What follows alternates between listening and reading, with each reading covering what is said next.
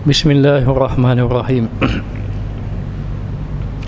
Alhamdulillah Rabbil Alamin. Wassalatu wassalamu ala ashrafil anbiya wal mursalin wa ala alihi wa sahbihi ajma'in. Allahumma salli ala Sayyidina Muhammadin al-Fatihi lima aghliqa wal khatimi lima sabaq, nasirul haq bil haq wal hadi ila siratikal mustaqim, wa ala alihi haqqa qadrihi wa miqdarihil azim. Allahumma salli wa sallim ala Sayyidina Muhammadin miftahi babi rahmatillah, adada ma fi ilmillah, salatan wa salaman daimaini bidawami mulkillah, wa ala alihi wa sahbihi adada kulli zarratin alfa marrah. Terima kasih kepada pengurusi majlis, Tuan Imam, Tuan Bilal, ahli jawatankuasa masjid, muslimin muslimat yang dirahmati oleh Allah Subhanahu wa taala. Segala puja dan puji bagi Allah Subhanahu wa taala yang telah memberi kepada kita dalam keadaan kita bernafas di atas kalimah la ilaha illallah Muhammad Rasulullah. Kita sebagai hamba Allah taala hendaklah kita memahami bahawa kehidupan kita di atas muka dunia ini adalah sementara dan kita kena ada bekalan. Lalu Allah taala mengutuskan seorang nabi ataupun rasul yang mana mengajak manusia kepada Allah. Walaqad ba'asna fi kulli ummatin rasula an i'budullah wajtanibut taghut. Tidaklah kami bangkitkan satu umat kecuali kami datangkan seorang rasul, kata Allah, yang mana rasul itu mengajak manusia sembahlah Allah, tinggalkan perkara taghut. Maka para nabi, para rasul Allah utuskan memberitahu kepada kita tiga perkara yang besar. Yang pertama, memberitahu kepada kita bahawa kita datang daripada Allah. Allah lah yang mencipta kita. Semuanya datang daripada Allah. Baik rezeki, baik kehidupan, Allah lah yang menciptanya, bukan patung-patung berhala. Maka kita mendapat rezeki datang daripada Allah.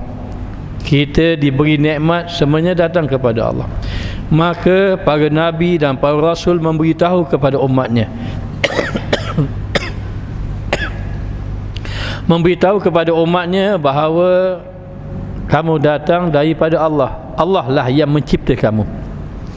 Maka dengan itu Rasulullah sallallahu alaihi wasallam memberitahu kepada orang-orang yang ingin beriman kepadanya ataupun orang-orang musyrikin Mekah agar beriman kepada Allah. Sembahlah Allah, tinggalkan penyembahan patung berhala.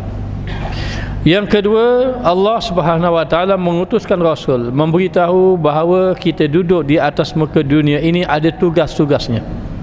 Allah berfirman, "Wa ma khalaqtul jinna wal insa illa liya'budun." Tidak aku jadikan jin dan manusia kecuali untuk mengabdikan diri kepada aku. Berkata Ibnu Abbas, "Illa liya'rifuni", yakni kamu beribadat kepada Allah dalam keadaan kamu mengenal Allah. Maka Allah utuskan rasul, Allah Ta'ala utuskan rasul, para nabi memberitahu bahawa kita duduk di atas muka dunia ini, kita perlu beribadah kepada Allah, tunduk kepada Allah, mengikut segala perintah Allah. Allah berfirman, "Kaifa takfuruna billahi wa kuntum amwata wa ahyaakum summa yumitukum summa yuhyikum summa ilaihi turja'un." Bagaimana kamu boleh kufur kepada Allah? Bagaimana kamu boleh engkar kepada Allah? Sedangkan Allah Ta'ala itulah yang menciptakan kamu daripada tiada kepada ada. Dan nanti suatu masa nanti kamu akan ditiadakan oleh Allah. Dan kepada Allah lah kamu kembali. Maka dengan sebab itu Rasulullah mengajak orang menyembah Allah. Kerana apabila hamba itu kembali kepada Allah, dia akan membawa bekalan. Kalau bekalan itu bekalan yang baik, dia beruntung. Kalau bekalan itu bekalan yang buruk, dia rugi. Bala man kasaba sayyi'atan wa ahatat bihi khati'atuh fa ulaika ashabun nar. Ketahuilah, sesiapa yang melakukan satu kejahatan, satu dosa, satu kesalahan, kemudian kesalahan itu meliputi kehidupannya, daripada satu bertambah-tambah lagi, berterusan melakukan kesalahan demi kesalahan, dilingkungi hidupnya dengan penuh dosa, fa ulaika ashabun nar, maka mereka adalah ahli neraka, wal iyazubillah. Walladzina amanu wa amilus solihat, dan orang yang beriman dan beramal dengan amal soleh, ulaika ashabul jannah, mereka adalah ahli syurga. Moga-moga Allah kumpulkan kita bersama dengan ahli-ahli syurga, bersama para nabi, siddiqin, syuhada dan salihin. Dan yang ketiga, Allah mengutuskan Rasul memberitahu kepada kita bahawa kamu nanti akan dikembalikan kepada Allah. Satu masa nanti kita akan bertemu dengan kematian. Allah berfirman, "Qul innal mauta allazi tafiruna minhu fa innahu mulaqikum, summa turadduna ila alimil ghaibi wasyahadah, fa yunabbi'ukum bima kuntum ta'malun."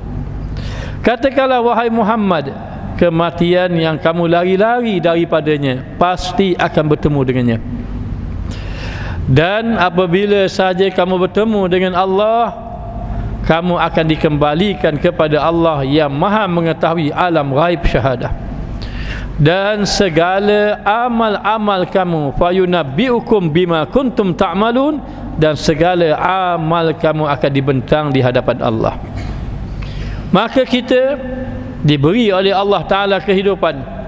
Di sini kita kena memahami kehidupan kita adalah sementara, kita perlu beramal dengan amal saleh. Nabi SAW bersabda, "Ittaqullaha haitsuma kunta wa atbi'is sayyi'ata hasanata tamhuha wa khaliqin nas bi khuluqin hasanin." Bertakwalah kamu kepada Allah di mana sahaja kamu berada, dan ikutilah kejahatan kamu, kesalahan kamu, dosa kamu dengan kebaikan. Pastikan kebaikan yang kamu lakukan itu dapat menghapuskan kesalahan kamu, dan bergaulah dengan manusia yang lain dengan akhlak yang mulia. Maka disuruh kita agar bertakwa kepada Allah. Imam Al-Ghazali menyatakan takwa itu adalah yang pertama, al-khasyatu wal haibatu ilallah, merasa gerun, merasa takut kepada Allah Subhanahu wa taala. Yang kedua, imtisalu awamirihi wajtinabu nawahihi sirran wa alaniyah. Yang kedua, takwa itu adalah kamu melaksanakan segala perintah-perintah Allah dan meninggalkan segala larangan Allah. Dan yang ketiga, takwa itu adalah tanzihul qulub, kamu lakukan penyucian hati kamu. Dengan kamu membersihkan hati kamu, maka Allah Ta'ala akan mendekatkan dirinya denganmu. Maka disuruh kita agar sentiasa bertakwa kepada Allah dengan meninggalkan kemaksiatan. Namun kita orang yang lemah, iman kita lemah. Kadang-kadang kita jatuh kepada maksiat. Sama ada maksiat itu yang kita sedar ataupun maksiat yang kita tidak sedar. Ada orang yang melakukan maksiat, lalu dia mengaku dia bersalah, dia ingin bertaubat. Ada orang yang dia melakukan ibadat, tetapi dia tidak sedar ibadatnya itu membawa maksiat, tetapi dia tidak mahu bertaubat. Lalu ulama mengatakan maksiat yang menyebabkan dia bertaubat itu lebih baik daripada ibadat yang membawa dia kepada sombong ataupun ujub dalam ibadat. Maka disuruh kepada kita datangkan sifat takwa di dalam hati kita, supaya kita dapat meninggalkan maksiat. Sesiapa yang berjaya meninggalkan maksiat, dia adalah orang yang beruntung. Allah mengasihi sang hambanya apabila sang hambanya tadi melakukan kesalahan, lalu dia bertaubat kepada Allah Subhanahu wa taala. Imam Al-Ghazali memberitahu perjalanan kita kepada Allah Ta'ala ini dipecahkan kepada 3 keadaan, 3 jalan. Kita boleh pilih salah satu jalan yang kita nak lalui. Jalan yang pertama, para jamaah, jalan pertama jalan ilmu. Belajarlah kita ilmu, tetapi ingat, ilmu kadang-kadang boleh menghijabkan hati kita. Ilmu boleh menyebabkan kita sombong dengan ilmu.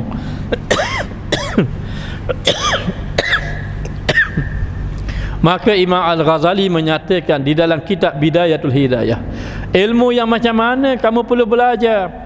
Innama yakhshallah min ibadihil ulama. sesungguhnya hamba-Ku yang takut kepada-Ku adalah terdiri daripada ahli-ahli ilmu, para ulama. Maka perkataan ilmu dengan perkataan takut tidak dapat dipisahkan. Lalu Imam Al-Ghazali menyatakan bahawa kamu belajarlah ilmu, pastikan ilmu itu mendatangkan kamu rasa takut kepada Allah.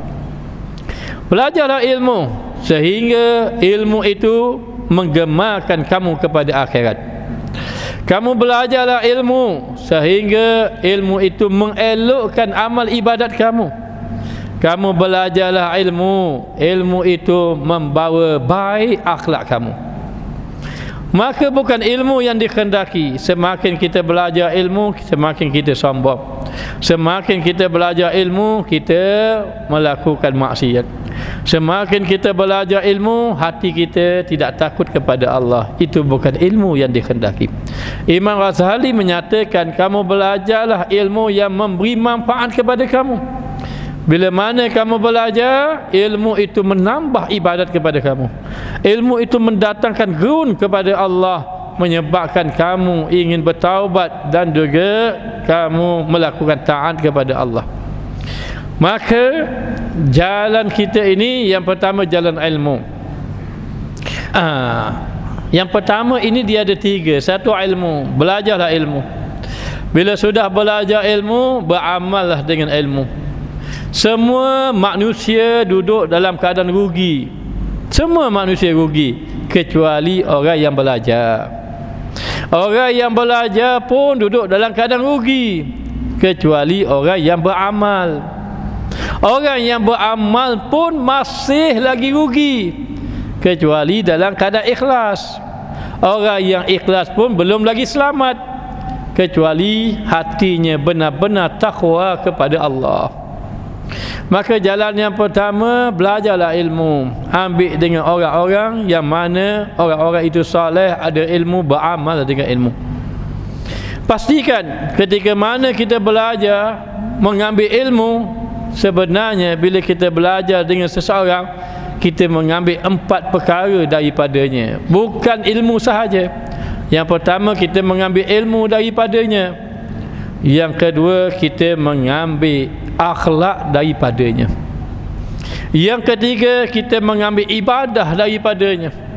Yang keempat, kita mengambil takwa yang ada dalam hatinya. Maka demikianlah disebut oleh ulama, agama kamu mengikut dengan siapa yang kamu ambil. Kalau kamu ambil dengan orang yang ada sifat ikhlas, insya-Allah kamu akan dapat ikhlas. Kalau kamu ambil ilmu dengan orang yang ada sifat takwa, insya-Allah kamu akan dapat takwa. Kalau kamu mengambil ilmu dengan satu orang yang selalu menangis di malam hari, insya-Allah kehidupan kamu akan menangis di malam hari. Sebab itu para sahabat adalah golongan yang terbaik kerana gurunya adalah baginda Rasulullah sallallahu alaihi wasallam. Maka kita belajar ilmu. Lepas kita belajar ilmu, kita beramal dengan ilmu. Beramal dengan ilmu ini kita pecah kepada 3. Yang pertama, beramal dengan ilmu ialah kamu melaksanakan segala perintah yang wajib yang Allah perintahkan kepada kamu dan meninggalkan maksiat-maksiat. Yang kedua, ilmu itu hendaklah kamu berakhlak dengan akhlak yang mulia apabila kamu bergaul dengan orang lain. Akmalul mu'minina imanan ahsanuhum khuluqa. Yang paling sempurna orang mukmin imannya itu adalah orang yang paling baik akhlaknya. Dan yang ketiga ialah sentiasa beramal dengan hatinya, berzikir kepada Allah. InsyaAllah siapa yang banyak berzikir, dia ini akan dapat beramal dengan ilmu.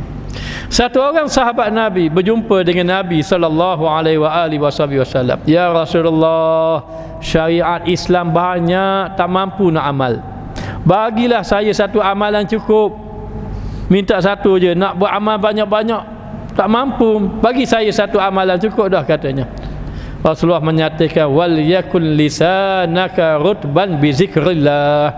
hendaklah kamu jadikan lidah kamu basah dengan berzikir pada Allah.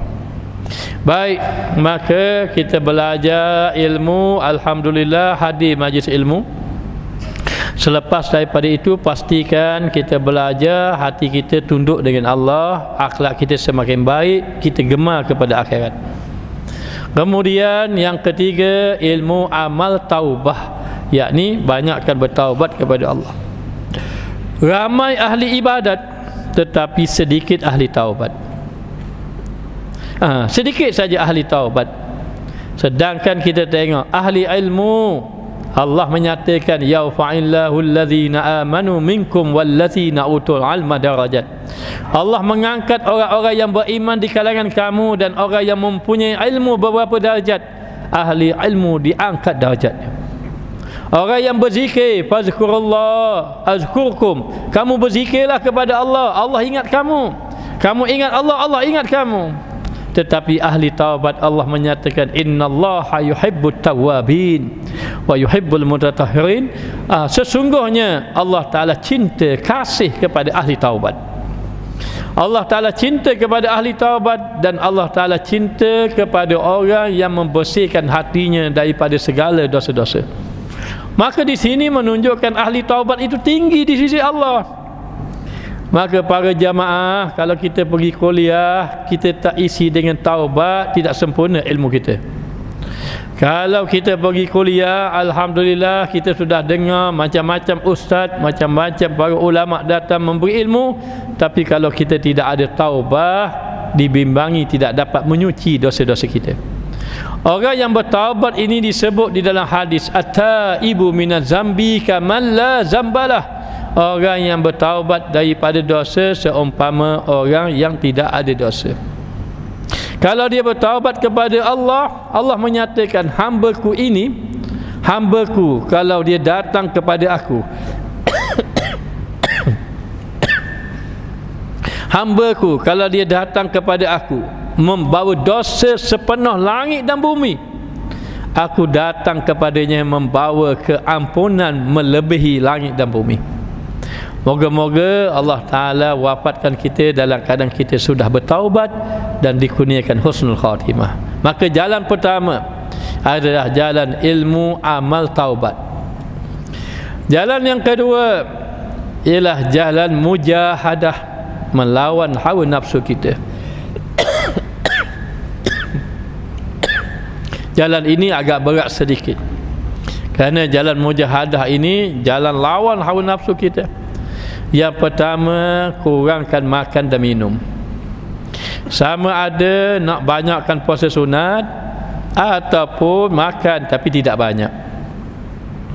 Makan tapi tidak banyak, makan sedikit sahaja. Supaya apa? Kata ulama, kalau kamu makan, pastikan kamu niat kekuatan tubuh badan kamu untuk beribadah. Mohon pada Allah agar Allah Ta'ala memberi kekuatan untuk beribadah. Sehingga ada ulama mengatakan bahawa Allahumma in kana hadza ta'am syubhatul haram. Ya Allah, ya Tuhanku, seandainya makanan ini ada syubhah ataupun ada perkara haram, famhuni, maka Engkau jagalah aku ya Allah. Fa illam tamhuni, seandainya Engkau tak jaga aku, fala tuqimu fi badani, janganlah makanan haram tu kekal dalam tubuh aku. Fa tuqimu fi batni, seandainya jadi kekal dalam tubuh aku ni, famunna alayya bi taubatin nasuh, hendaklah engkau kurniakan kepada kami taubat nasuha. Fa illam tamunna bi taubatin nasuh, seandainya engkau tidak kurniakan taubat nasuha, wal tufli ma wabtuhbi, maka engkau berlembut-lembutlah dengan aku. Wala tu'akhizni, jangan engkau kira kesalahan itu kepada aku. Ya arhamar rahimin, ya akramal akramin. Ini ada doa yang dibaca oleh ulama, mengatakan bahawa siapa baca doa ini, makanan haram nanti Allah selamatkan dia. Maknanya, jadi kita doa kepada Allah agar Allah memberi kekuatan pada kita. Makan boleh makan, tapi jangan banyak katanya. Maka ya, ini jalan mujahadah. Mujahadah ini payah. Dulu masa saya belajar di pondok, cuba amalkan. Makan masa lapar sangat, berhenti sebelumnya. Tapi tak tahan kita, tak mampu kita benda ni. Tak mampu. Bolehlah sehari 2 hari mungkin boleh. Maka ini jalan mujahadah. Jalan mujahadah ini berat sedikit. Yang pertama, kurang makan, kurang minum. Yang kedua, kurang tidur. Kurang tidur ini dengan mujahadah itu, dengan mujahadah bangun pada waktu malam. Sesiapa yang ingin bangun pada waktu malam, bacalah dia akhir surah Kahfi. Innal ladzina amanu wa amilus solihat kanat lahum jannatul firdausi nuzula khalidina fiha la yabruna anha hiwala qul law kana al bahru midadan li kalimati rabbi lanafidal bahru qabla an tanfada kalimatu rabbi walau ji'na bimithlihi madada, sampai ke habis. Faman kana yarju liqa rabbi falyamal amalan salihan wa la yusyrik bi ibadati rabbih ahada. Baca ayat ni, tengok dalam suratul Kahfi ayat yang terakhir. Niat pukul berapa? InsyaAllah bangun pukul 3. Kalau niat pukul 3, bangun pukul 3. Tapi jangan niat pukul 3, bangun pukul 3, tidur balik. Jangan.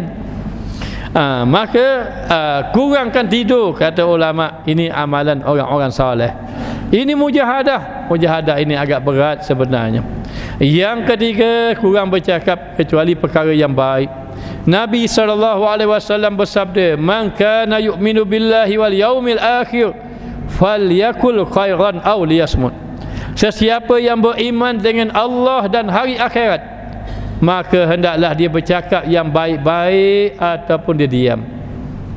Seandainya percakapan kamu membawa kepada pahala, maka bercakaplah kamu agar percakapan kamu mendapat pahala di sisi Allah. Tetapi seandainya percakapan kamu boleh membawa dosa, maka diam itu lebih baik. Kerana apa? Kerana dengan kamu diam, lebih selamat kamu daripada melakukan dosa. Maka disuruh bercakap yang baik-baik. Satu orang sahabat Nabi, dia ini dalam perang Uhud katanya, syahid dalam perang Uhud. Ketika mana sahabat ini syahid, datang Nabi SAW. Bila datang Rasulullah, maka ahli keluarganya gembira. Kerana apa? Ini anak dia yang wafat ini didatangi Rasulullah sallallahu alaihi wasallam. Lalu dia pun berkata, untunglah kamu, nanti kamu boleh masuk dalam syurga. Kata Rasulullah, belum tentu lagi. Kamu tahu dari mana? Belum tentu lagi. Seandainya dia ada menyatakan perkataan, satu perkataan saja, boleh jadi dengan perkataan itu terhalang dia untuk masuk dalam syurga. Itu jaga-jaga. Sehingga dikatakan jangan kita cepat-cepat mengeluarkan perkataan. Bila kita mengeluarkan perkataan, kadang-kadang perkataan itu boleh membawa kepada rosaknya amal ibadat kita. Nabi SAW bersabda, la yarmi rajulan bil fusuki awil kufri. Jangan kamu kata ke orang, jangan kamu tuduh pada orang lain, hei si fasik, hei si jahat, atau hei si kafir. Jangan kamu kata gitu. Kenapa? Illa taddat illam takun sahibuhu kazalik. Kalau kamu kata begitu pada orang itu tidak begitu. Hei si fasik kamu, hei si jahat, kamu kata pada dia, illa taddat illam takun sahibuhu kazalik, perkataan kamu kembali pada diri kamu. Dahulu ada satu orang saleh. Ada satu orang, dia ini selalu pergi tempat mana? Dia pergi tempat orang minum arak, dia pergi tempat orang berzina. Isterinya kata, kenapa awak buat macam ini? Nanti bila kamu mati nanti, tak ada orang uruskan jenazah kamu. Maka dia ini bekerja dengan tulang empat kerat dia, bekerja, dapat duit, sebahagian bagi untuk keluarganya, isteri dan anaknya. Lepas tu duit yang lebih dia pergi tempat orang main judi, dia pergi tempat orang berzina. Sehingga satu hari, satu orang raja pun berkata kepada dia punya menteri dia, dia kata, raja tu kata, better mau melihat keadaan rakyat. Maka raja tadi pakai pakaian biasa dengan beberapa pengiring-pengiring dia, dan rakyat tidak tahu itulah raja yang masuk dalam kampung. Dalam raja tadi berjalan dengan pengikut dia, pengiring dia, tiba-tiba jumpa satu mayat. Di tengah jalan, tak ada orang pun hiraukan mayat tadi. Yang tengok mayat ini biarkan, tengok mayat ini biarkan. Raja tadi terkejut. Macam mana masyarakat boleh biarkan mayat tadi sampai tak ada orang ambil berat? Lalu raja tadi marah orang ramai. Lalu raja tadi menjerit, "Wahai orang yang ada keliling ini, kamu tak tengok ke mayat ni?" Lalu orang pun beritahu, tak tahu itu raja. Dia kata, "Kamu kenal tak mayat ni?" Mayat ini adalah ahli zina dan juga ahli judi. Minum arak. Ini peminum arak, syaribul khamar, peminum arak dan juga penzina. Jadi raja tadi terkejut, marah pada orang. Walaupun dia penzina, walaupun dia peminum arak, takkan nak biar macam ni. Maka raja tadi pun dengan pengiring angkat mayat tadi, tanya di mana rumah dia. Maka diberitahu orang, hantar kat rumah dia. Sampai dekat rumah, isterinya terkejut, suaminya sudah wafat. Menangislah isterinya tadi. Lalu raja tadi beritahu, "Kamu tahu tak keadaan suami kamu? Ketika mana suami kamu wafat, tidak ada orang yang hiraukan mayat suami kamu. Tidak ada orang hiraukan. Bahkan orang mengatakan ini penzina, ini peminum arak." Kata isinya, "Saya sudah bagi tahu pada dia, jangan kamu buat kerja macam ini, nanti apa orang kampung kata pada kamu." Lalu raja tadi bertanya, "Apa pandangan kamu tentang suami kamu ini?" Kata isterinya, "Suamiku pada pandanganku adalah wali Allah." Wali Allah pada pandanganku. Katanya, pada pandanganku wali Allah. Tetapi suami kamu dituduh penzina, peminum arak. Dia kata, "Ya benar, suamiku bekerja mencari rezeki yang halal. Apabila dapat saja rezeki, dia bagi untuk ahli keluarga. Yang lebih itu dia pergi nasihat kepada peminum arak. Kalau peminum arak tidak terima, dia akan beli botol-botol arak. Dia akan beli arak. Bila dia beli arak banyak-banyak, kemudian dia pecahkan arak tadi. Lalu dia berkata, 'Ya Allah, ini saja yang aku mampu lakukan. Sekurang-kurang arak ini tidak dibeli oleh peminumnya. Dan aku beli ini adalah untuk menyelamatkan orang daripada minum arak. Tetapi orang kampung tak tahu apa yang suami aku lakukan.' Kemudian dia akan berdoa. Selang berapa lama ada peminum arak yang bertaubat pada Allah.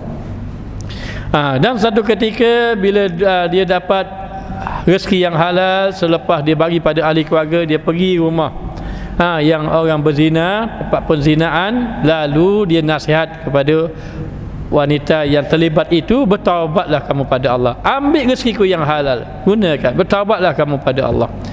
Kemudian dia akan balik berdoa kepada Allah agar penzina itu bertaubat. Maka ada penzina yang bertaubat. Inilah yang dilakukan. Dia tidak pernah berzina, tak pernah minum arak.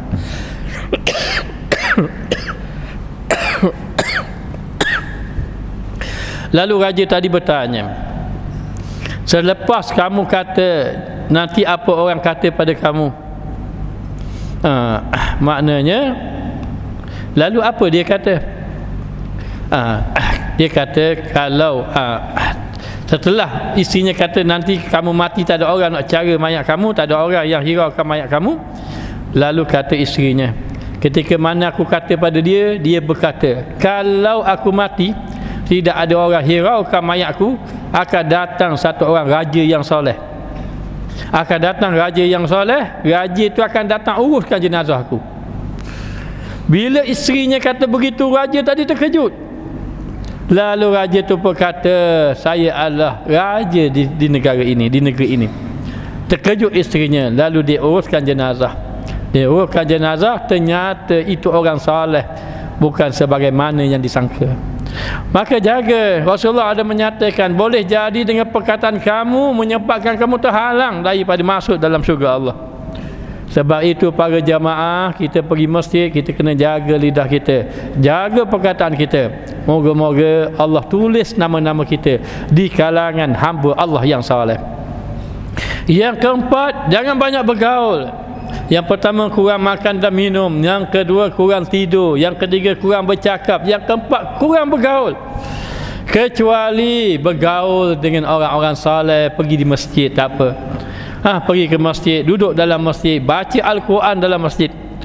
Ada masa Al-Quran baca, ada masa majlis ilmu, duduk dalam majlis ilmu. Kerana orang duduk dalam majlis ilmu, orang baca Quran di dalam masjid, orang bertadarus dalam masjid. Nabi SAW ada menyatakan, majtama'a qaumun fi baitin min buyutillah yatluna kitaballah wa yatadarasunahu bainahum illa nazalat alaihimus sakinah wa ghasyiyatuhumur rahmah wa hufathumul malaika wa dzakarahumullah fi man indah. Siapa yang duduk dalam masjid dengar majlis ilmu ataupun baca Quran ataupun tadarus Quran, Allah beri 4 dia, apa dia? Ketenangan dalam hati. Yang kedua, Allah limpahkan rahmat kepadanya. Yang ketiga, Allah jadikan malaikat memayunginya, mendoakan dia. Yang keempat, nama-namanya disebut di hadapan Allah Ta'ala. Sehingga jadilah mereka yang pergi ke masjid itu, berjalan dia daripada rumah sampai ke masjid membawa dosa-dosa. Bila dia balik, dosa-dosanya diampun oleh Allah Subhanahu Wa Ta'ala. Moga-moga Allah Ta'ala ampunkan segala dosa-dosa kita. Maka ini jalan yang kedua. Kalau kita boleh, alhamdulillah, kurang makan, kurang minum, kurang tidur, kurang cakap, kurang bergaul. Maka jalan yang ketiga itu, hendaklah kamu berdampingan dengan guru yang musyrik. Guru musyrik, guru yang benar-benar saleh. Carilah guru yang saleh, yang boleh membimbing hati kita. Kalau tidak ada guru yang saleh, tidak ada guru musyrik, ulama sepakat bersetuju, hendaklah kamu banyak berselawat kepada Nabi kita Muhammad sallallahu alaihi wasallam. Sesiapa yang banyak berselawat kepada Nabi, maka selawat itu menjadi guru dia. Apa-apa dia nak buat salah, apa-apa dia nak buat amal ibadat, nanti akan dapat petunjuk daripada Allah, berkat daripada berselawat kepada Nabi. Maka para jamaah, maknanya di samping kita beribadah kepada Allah, kita kena memperbanyakkan berselawat kepada Nabi kita Muhammad sallallahu alaihi wasallam. Man shalla alayya wahidah sallallahu biha asyara. Sesiapa yang berselawat kepadaku sekali, Allah berselawat kepadanya 10 kali. Sesiapa yang berselawat 10 kali, Allah berselawat kepadanya 100 kali. Sesiapa yang berselawat 100 kali, Allah berselawat 1000 kali. Apa makna Allah berselawat? Allah menurunkan 10 rahmat, 100 rahmat, 1000 rahmat. Siapa yang berselawat 1000 kali, Allah kata kepada neraka, "Hei neraka, kamu diharamkan membakar orang yang banyak selawat ini." Maka api neraka diharamkan membakar orang yang banyak berselawat. Satu hari Syekh Abu Hasan Syazili bermimpi berjumpa dengan Nabi SAW dalam mimpi. Lalu Syekh Abu Hasan Syazili bertanya, "Ya Rasulullah, kami dapati daripadamu ya Rasulullah, orang yang berselawat 1000 kali itu dia diharamkan api neraka. Adakah dia selawat dalam keadaan ingat ke dalam keadaan lupa?" Rasulullah mengatakan, itu orang yang berselawat dalam keadaan lupa. Hati lalai tapi mulut berselawat, Allahumma salli ala sayyidina Muhammad wa ala ali sayyidina Muhammad. Hati lalai 1000 kali sehari. Itu pun diharamkan daripada azab api neraka. Dah kalau ingat lebih lagi Allah memberi fadilat. Maka yang pertama, berdampingan dengan guru yang soleh. Kalau tidak ada rasa-rasa payah, maka banyakkan berselawat. Ini jalan yang ketiga. Para jamaah, kita belajar kena ada selawat. Duduk berselawat. Maknanya insya-Allah akan ada keberkatan, akan ada kebaikan, lebih-lebih lagi di negeri akhirat.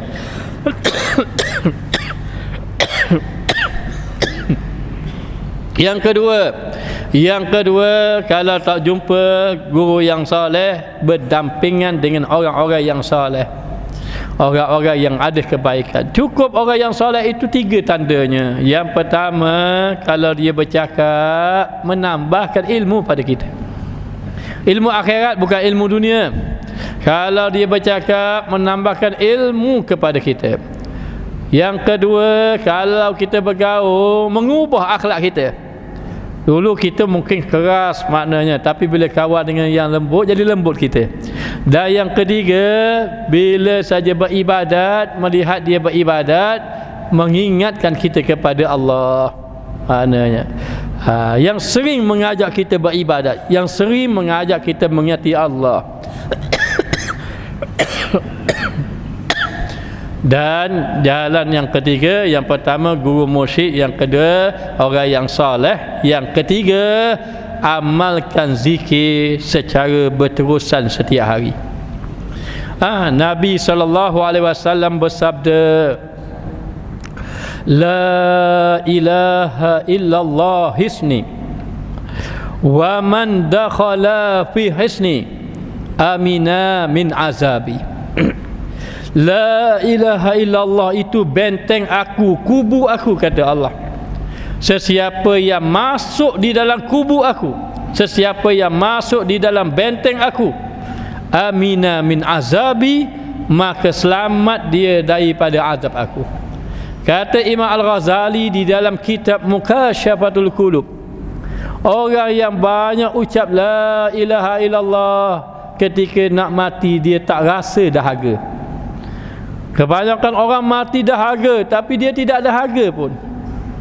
Dan ketika mana di padang mahsyar, dia dapat lindungan arsy Allah Ta'ala, dapat kebaikan.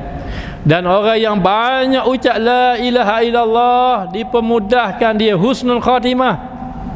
Dan Allah kasih kepada orang yang banyak ucap la ilaha illallah. Maka kita dalam perjalanan kehidupan kita, alhamdulillah kuliah kita hadir, setiap hari kita hadir, tetapi mana amalnya? Itu ilmu penting, tidak dapat dinafikan. Ilmu itu penting, tapi mana amalnya?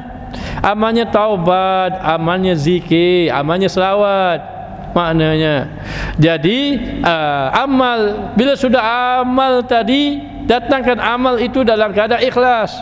Ikhlas ini payah. Untuk mendapatkan ikhlas, ada ulama kata banyak baca surah Al-Ikhlas. Siapa yang banyak membaca surah Al-Ikhlas, maka Allah jadikan amalnya ikhlas. Allah tulis amal-amalnya jadi ikhlas. Orang yang banyak membaca surah Al-Ikhlas, maka disuruh kita agar bila kita beramal kepada Allah, membawa kita kepada rasa takut kepada Allah, mendekatkan diri kepada Allah Subhanahu wa taala. Inilah perjalanan sebenarnya. Bila kita ini berjalan kepada Allah Taala, kita terus beramal. Bila kita beramal, kadang-kadang ada halangan-halangan tertentu. Halangan dia ini ada 4. Bagi orang yang beramal ada 4 halangan. Ada 4 halangan. Isyak masuk tadi dah. Dah masuk isyak dah. Baru mukaddimah ni, tak apa. Sikit lagi boleh Sikit lagi insya-Allah. Ada 4 halangan. Dahulu saya teringat ada satu orang hamba Allah, dia kata dia nak jumpa saya. Maka saya kata gini, tak apa, saya pergi kat dia. Saya pergi. Dia kata arwah toki dia suruh tanya orang. Suruh tanya soalan. Soalan apa? Soalan dia, burung yang ada dalam sangkar, kalau kita lepaskan burung tadi, maknanya burung tu mari mula atau dalam sangkar? Dia tanya gitu. Dia kata soalan ini ada kaitan dengan tasawuf. Begitu? Ada kaitan dengan tasawuf. Saya tak boleh jawab apa maksud dia. Saya pun kejam mata mohon pada Allah, ya Allah beri jawapan aku. Aku tidak ada ilmu ni. Subhanaka la ilma lana illa ma 'allamtana innaka antal alimul hakim. Ya Allah, Maha Suci Engkau, ya Allah, kami tidak ada ilmu kecuali apa yang Kau ajar pada kami. Dia kata soalan ini, dia kata ini soalan tasawuf. Dia kata ini guru saya maknanya toki saya suruh tanya soalan. Takkan soalan mengenai burung ada kaitan dengan tasawuf? Burung duduk dah sangka. Saya mohon pada Allah, ya Allah tunjuklah mana. Tak boleh nak jawab ni. Saya baik tak ada soalan ni dalam tanyalah ustaz. Maknanya akhirnya saya mohon pada Allah. Allah bagi ilham. Bagi ilham. Lalu saya pun berkata, jawapan ni ada dua. Yang pertama yang tersurat, yang kedua yang tersirat. Oh, gitu pula dia kata. Kalau begitu cuba bagi tahu yang tersurat tu macam mana? Yang tersurat ini burung tidak seperti ayam. Kalau ayam kita kurung dalam reban, lama-lama dia masuk mula ke reban. Tetapi burung kalau kita lepas, dia tak akan masuk mula dah. Maknanya kesangka. Itu jawapan yang tersurat. Dan yang tersirat macam mana? Yang tersirat begini, di dalam kitab-kitab tasawuf, burung ni digambarkan seperti roh manusia. Sangka ini digambarkan halangan-halangan kita nak beribadat kepada Allah. Kita burung yang duduk dalam sangka ini, maknanya hidup dia ini rimah sebenarnya, sempit hidup dia sempit. Bila dilepaskan daripada sangka, luas dia kata inilah kehidupan yang sebenar. Orang yang hidup di dalam sangka ini, hidup dia sempit. Wa man a'radha an zikri fa inna lahu ma'isyatan dhanka. Siapa yang berpaling dalam kehidupan aku jadikan kehidupannya sempit. Dah sangka ada apa? Sangka ini kata Imam Ghazali ada 4. Apa dia? Yang pertama, yang menghalang kamu beribadat itu dunia. Cuba tanya orang yang tak pergi masjid, tak pergi belajar, apa halangan mereka? Antaranya dunia lah. Minta maaf Ustaz, sibuk nak buat macam mana? Minta maaf. Itu antaranya. Alhamdulillah, para jemaah dipilih oleh Allah tidak disibukkan dengan dunia. Kalau disibukkan dengan dunia, tak mari kuliah. Maknanya. Maka yang pertama, sangka ni kita disangkai oleh dunia yang menghalang kita. Maka dunialah yang menyebabkan kita menjadi sibuk. Dunia ni apa? Yang kita kejar letih, yang kita dapat boleh korang. Maknanya yang kita simpan kita tinggal. Begitulah dunia. Maka itu sangka yang pertama. Sangka yang kedua adalah makhluk. Mana yang Allah Ta'ala kata wala tulhikum jangan kamu dilalaikan oleh anak-anak kamu dan juga isteri kamu, harta benda kamu daripada mengingati Allah. Yang kedua makhluk jangan sampai kita terhalang oleh orang-orang yang kita sayang untuk beribadat kepada Allah. Maknanya itu yang kedua. Yang ketiga, ini payahnya. Yang ketiga adalah syaitan. Syaitan ini selalulah menyebabkan kita malas beribadat. Ada saja bisikan-bisikan yang menyebabkan kita ini nak meninggalkan ibadat. Yang keempat, ini yang paling payah. Apa dia? Nafsu yang ada dalam diri kita. Maka inilah sangka yang duduk.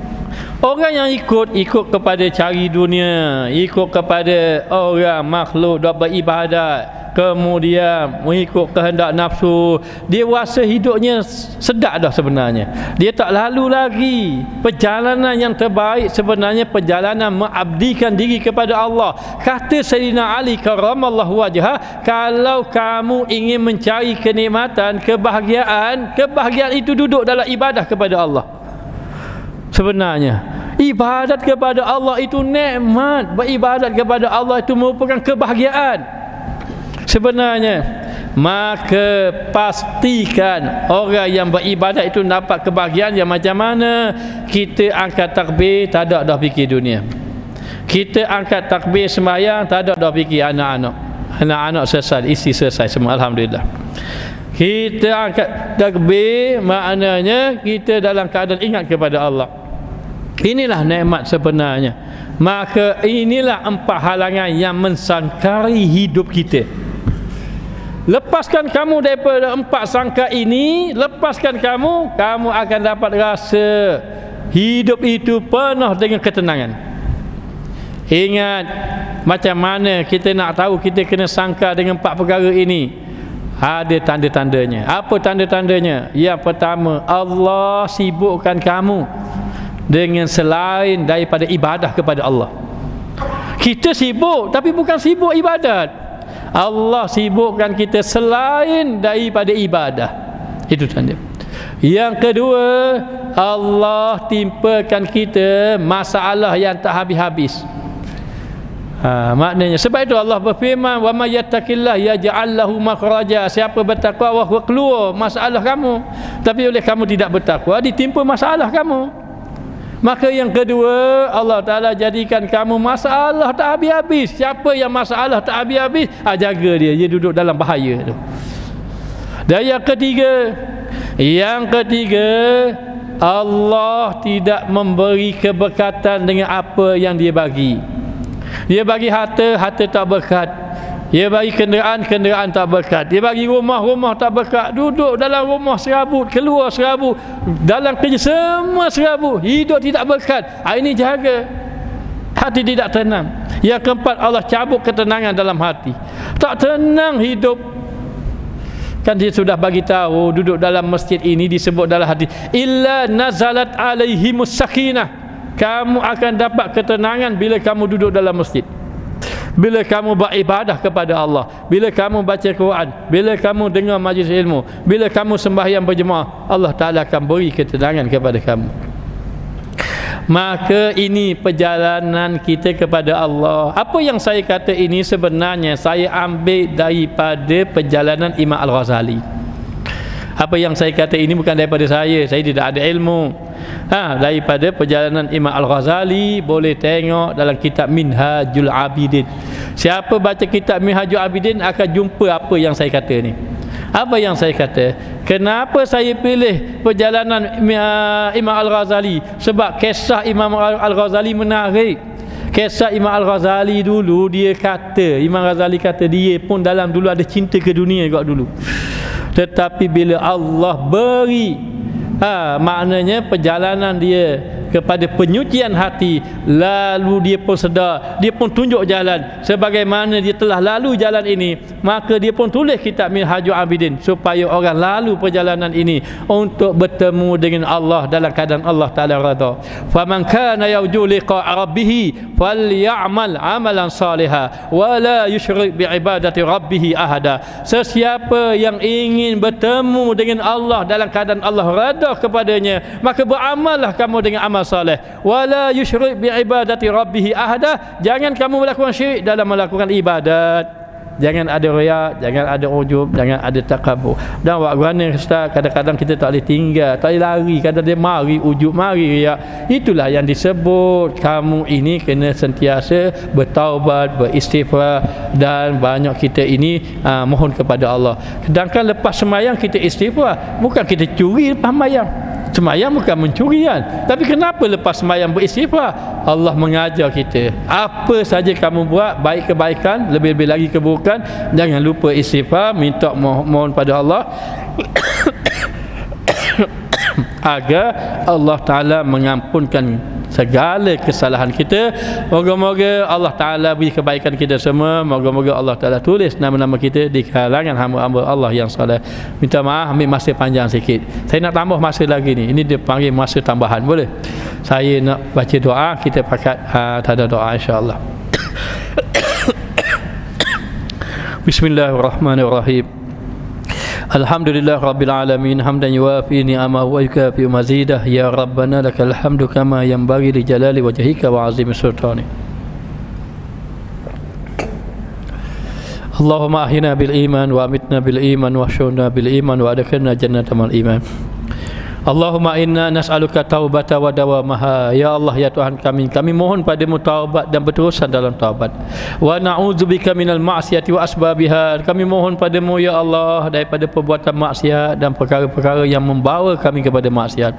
Wa zakkirna bil khaufi qabla hujumi khataratiha. Ya Allah, ya Tuhan kami, seandainya kami ingin melakukan maksiat, Engkau campakkan dalam hati kami rasa takut kepadamu ya Allah, sehingga kami meninggalkan maksiat. Wa minat fakuri fi taraikiha, dan terus meninggalkan daripada memikir mencari jalan untuk maksiat.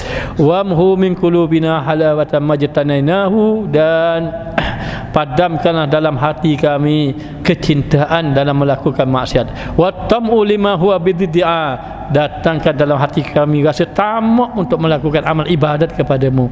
Allahumma ahrimna lazzata maksiatika. Ya Allah, ya Tuhan kami, haramkanlah dalam hati kami rasa lazat dalam maksiat. Wazuqna lazzata ta'atika, kurniakanlah kepada kami rasa lazat dalam melakukan taat kepadamu ya Allah.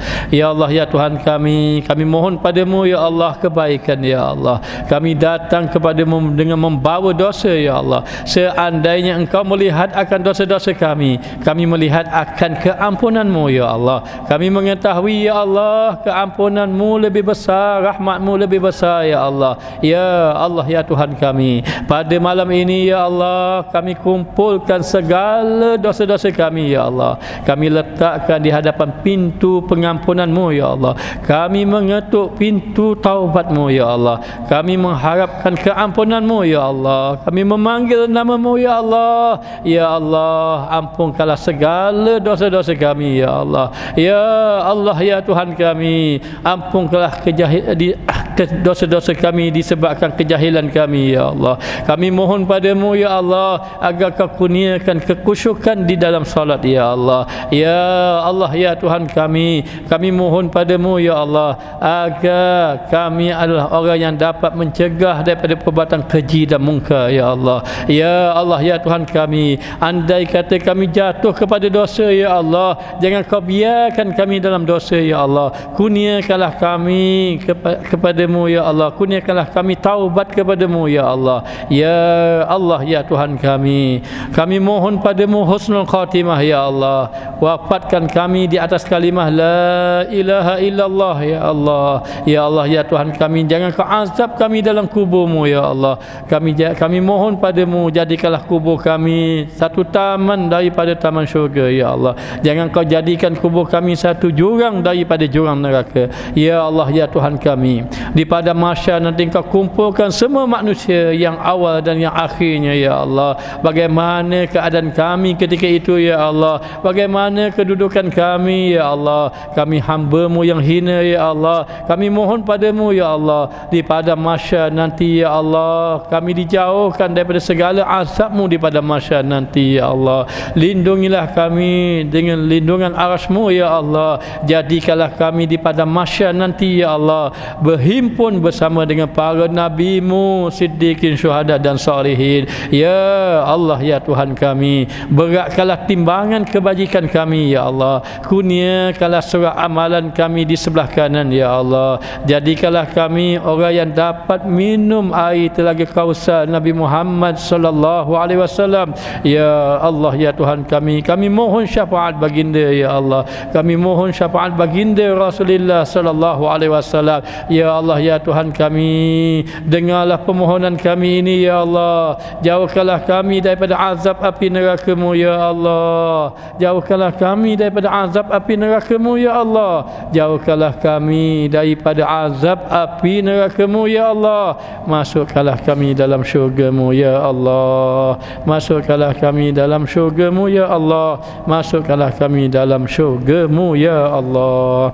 Rabbana atina fid dunya hasanah wa fil akhirati hasanah wa qina azabannar. Wa sallallahu ala sayidina Muhammad wa ala alihi wa sahbihi wasallam. Walhamdulillah rabbil alamin. Terima kasih ucapkan kepada Ustaz yang dapat berkongsi dengan kita pada malam ini.